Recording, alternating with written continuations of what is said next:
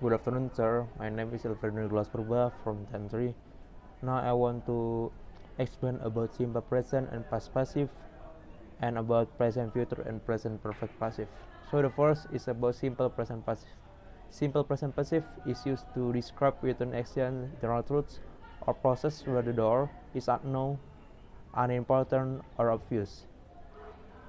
For the structure, is the first is for positive sentence. We use subject plus to be is mr plus past participle plus by plus object. For the negative sentence, we use subject plus to be is mr plus not plus past participle plus by plus object. For interrogative sentence, we use to be is mr plus subject plus past participle plus by plus object. And then for the example is the first is the gardener waters the flowers every morning. Is active, so the passive is the flowers are watered by the gardener every evening. And then for the active is my mother doesn't paint the walls. For the passive is the walls aren't painted by my mother. And then for the active is do you buy flower which is unique from us. For the passive is flower which is unique from us bought by you. And then I want to explain about simple past passive. Simple past passive is used to describe complete action in the past, emphasizing the object that received the action rather than who performed it.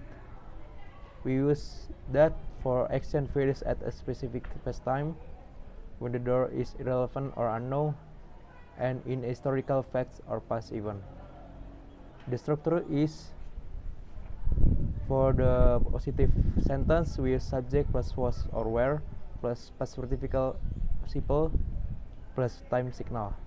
For the negative sentence we use subject plus were or were not plus participle plus type signal.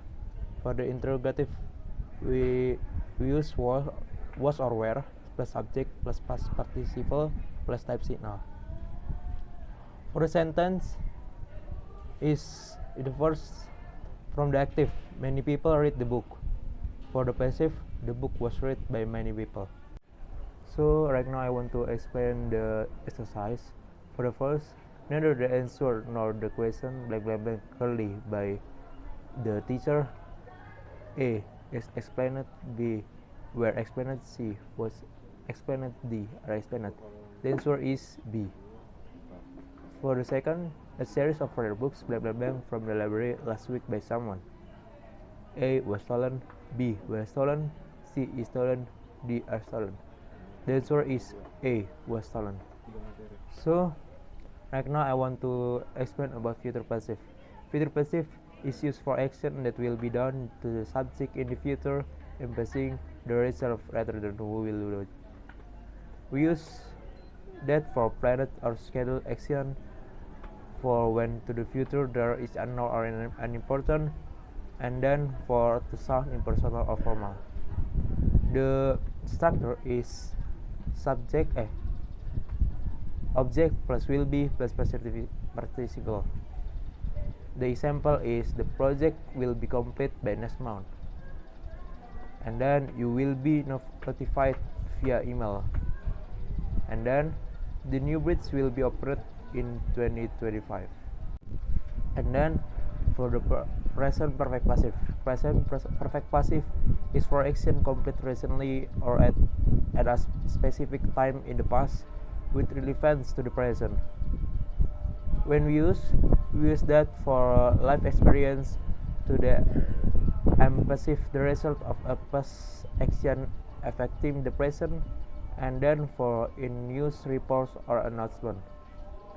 For the structure is object plus have or as plus been plus verb 3. For the example, the document have been signed, and then my car has been repaired, and then the type has been raised. And then I want to explain about the exercise. First, for the future perfect passive. By next year, the new bridge blank blank blank by the workers. The answer is by next year, the new bridge will be completed by the workers. And then, for the present perfect passive, the homework blank blank blank by the teacher. The answer is the homework is checked by the teacher. Okay, sir, that's my explanation. Thank you.